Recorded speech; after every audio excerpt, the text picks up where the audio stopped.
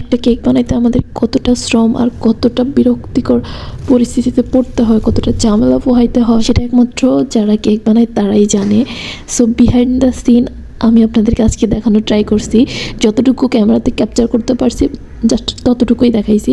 আপনারা তো সুন্দর সুন্দর কেক দেখেন আর গোছানো এডিট করা ভিডিওগুলো দেখেন, এগুলোর পিছনে যে কত শ্রম আর কত কষ্ট সেগুলো তো আপনাদেরকে কখনো দেখানো হয় না। যাই হোক, এখানে দেখতে পাচ্ছেন বর্তমানে পাইপিং ব্যাগের অবস্থা, মানে আমার প্রথম অবস্থায় ফেটে গেছে 3 বার, তারপর হচ্ছে যখন নজল দিয়ে করতে গেছে তখন খুলে গেছে প্রায় 7-8 বার।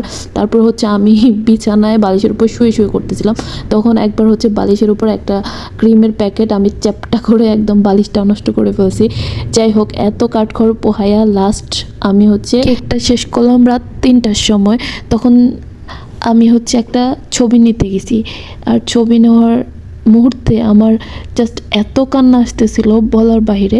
আমার রিং লাইটটা পুরো একটা সুন্দর মানে ফিনিশ, মানে একদম ভালো একটা কেক এত কষ্ট করে করলাম সেটার উপর দেবে গেছে।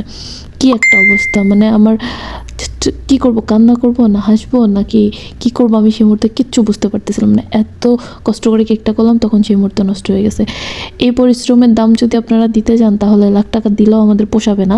তারপরেও আপনারা একটা কথা বলার সময় দুবার ভাবেন না, যা নয় তা বলে দেন, কেক বেচে খায়, আবার বলেন যে এটা তো খুবই সহজ, এটা বানানো তো কঠিন নাকি ইজি। তারপর হচ্ছে বলেন যে আরে কি এমন দেয় যে কেকের এত দাম বেড়ে যায়, মানে এক্সেট্রা অনেক কথা বলেন। ভাই বিশ্বাস করেন, আপনারা একটু এই প্রফেশনে আসেন, না হলে আপনারা কখনোই বুঝতে পারবেন না। প্রত্যেকটা কাজের পিছনে অনেক শ্রম থাকে, অনেক কিছু থাকে, যেটা আসলে সঠিক দাম কখনোই দেওয়া হয় না, সঠিক মূল্যায়নটা আপনারা দিতে কখনোই পারবেন না।